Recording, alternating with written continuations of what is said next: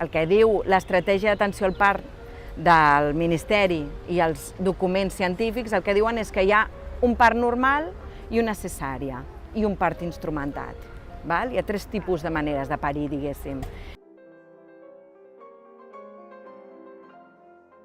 El part normal seria amb el mínim grau de medicalització possible.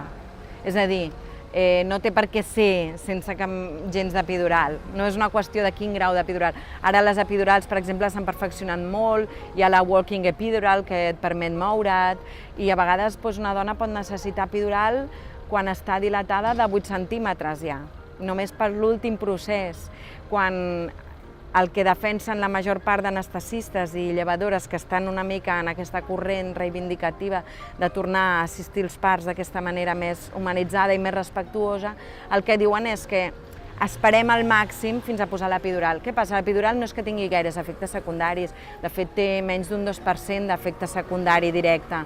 El que passa que s'ha comprovat una correlació molt alta entre epidural i part instrumentat. Part instrumentat són fòrceps o ventoses, i fòrceps o ventoses en la major part dels casos vol dir episiotomia, és a dir, tall al perinè, i tall al perinè es relaciona, també augmenta la possibilitat de que la dona tingui incontinències, tant urinària com fecal.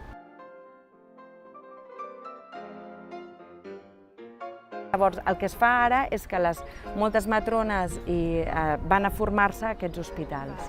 Llavors, les matrones el que t'expliquen és que tot el que han anat canviant, també ho han anat canviant perquè les dones ho han anat demanant. Per exemple, van començar a assistir parts de peu i de genolls a Salt, a Girona, perquè tenien moltes dones africanes que els demanaven que volien assistir així, que volien parir així. Llavors, clar, elles van haver de fer-se molt hàbils en l'assistència a aquest part.